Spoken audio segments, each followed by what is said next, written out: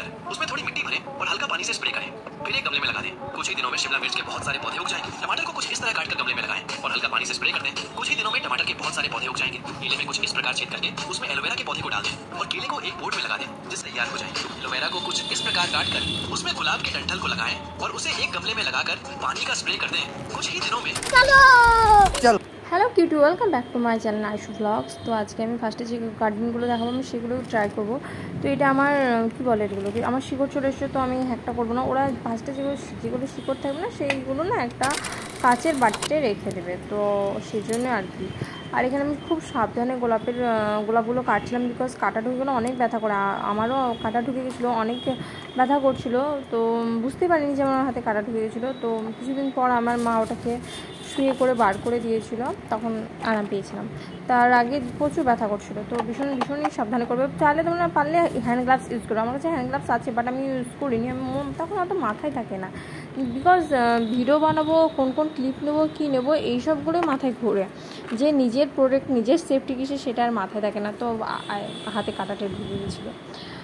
আর এখানে আমি যে প্রসেসে করছি তোমরাও সেই প্রসেসই করবে, বিকজ আমি ভিডিওটা বারবার রিপিট করে দেখে দেন এগুলো গার্ডেনিংটা করেছিলাম।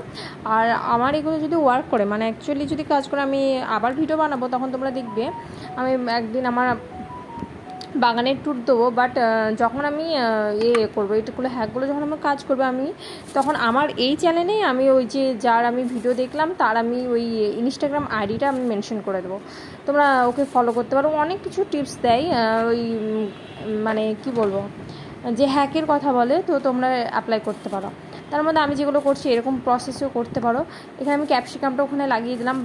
প্রথমে ফার্স্টে যে আমার কাইগুলো মাটিও আগে থেকে নিয়ে রেখে দিয়েছিলাম, তো আমি আমার অ্যাস্থেটিক টপগুলোর মধ্যে মাটিগুলো সব ভরে নিয়ে তখন ওই লাগিয়ে দিলাম। ক্যাপসিকামটা আমি যে প্রসেসে লাগালাম সেম প্রসেসে লাগাবে, দেন তারপরে টমেটোটা লাগাবে। অ্যান্ড এখানে আমি অ্যালোভেরাগুলো কেটে নিচ্ছি, বিকজ অ্যালোভেরাতে আমরা গোলাপের ডালগুলো লাগাবো। অ্যালোভেরাগুলো কেটে তোমরা পরিষ্কার করতে পারো, আমি পরিষ্কার করিনি। আর আমি অ্যালোভেরাগুলোকে কেটে তারপরে ওর মধ্যে ওই কাটা সমেতই দেখবে ফার্স্টের দিকে আগে চলো দেখবে ও ফল কী অবস্থা দেখো, মানে গার্ডেনিং করবে তখন দেখবে যে মাটি টাটি পড়ে থাকে, একদম বাজে একটা অবস্থা হয়ে যায়, সেই জন্য ভালো লাগে না। আবার ফুল থাকলে খুব ভালো লাগে গাছ। তো আমি যে প্রসেসে লাগাইছি তোমরা সেম প্রসেসে লাগাবে।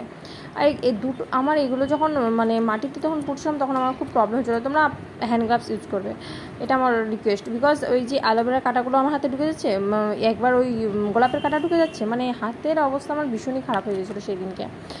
এই যে এগুলো এবার মাটির মধ্যে পুঁতে দেবো, এই যখনই ভরছি তখন আমার হাতে ঢুকে যাচ্ছে, আর ওই যে ওপরের ওই ডাটাটা এবার ঢুকে যাচ্ছে, মানে এত প্রবলেম হচ্ছিলো যে কী বলবো। সেই জন্য আমি বেশি ভালো করে পুঁতিনি, মানে ওটা রেখে দিয়েছি, দেন তার উপরে মাটি ছিটিয়ে দিয়েছিলাম যে যাই হোক আমার হাতে আর লাগিস না ভাই, এমনি অবস্থা খারাপ হয়ে গেছে। তো এরকম সেম প্রসেসে আমি যেভাবে করলাম সেম প্রসেসে তোমরা করে নিও। দেন তার উপরে একটু মাটি ছিটিয়ে দিলাম, সবগুলোকে পুঁতে নিয়ে টমেটোটা লাগানো হয়ে গেছে। এবার আমরা ধনির পাতা লাগাবো, ধনির পাতা আর লেবুর ওই লেবুর বীজগুলো আমি এতে লাগাবো, অ্যালোভেরাতে লাগাবো। লেবুর বীজগুলো অ্যালোভেরাতে, এগুলো ধনের পাতা আমি লাগিয়ে দিয়েছি। ধনের পাতার শিকড় আছে, তো সেই জন্য শিকড়টাই জাস্ট মাটির মধ্যে ভরে দিচ্ছি, দেন তার উপরে একটু মাটি ছিটিয়ে দেবো। আচ্ছা, তোমাদের কার গার্ডেনিং করতে ভালো লাগে? আর এখানে দেখো আমি অ্যালোভেরাটা আবার সেম প্রসেসে ছোটো প্রসেসে কেটে নিলাম। এই বীজটা না আমি ভিতরে ভরার চেষ্টা করছিলাম, বাট তারপরে আমি যখন ভিডিওটা দেখলাম বীজটা জাস্ট রেখে দিয়েছে, অতটা ভরেনি, আমি যতটা ভরার চেষ্টা করছিলাম।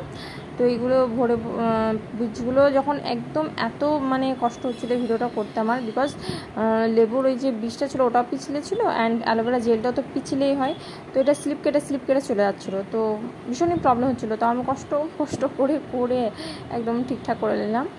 আর এগুলো আমি লাস্টের দিকে সব এইটা আমি আগে পরিষ্কার করে নেবো, এগুলো সব রেখে দিয়ে দেন এইটা পরিষ্কার করে নিয়ে তারপরে জল ঢেলে দিলাম।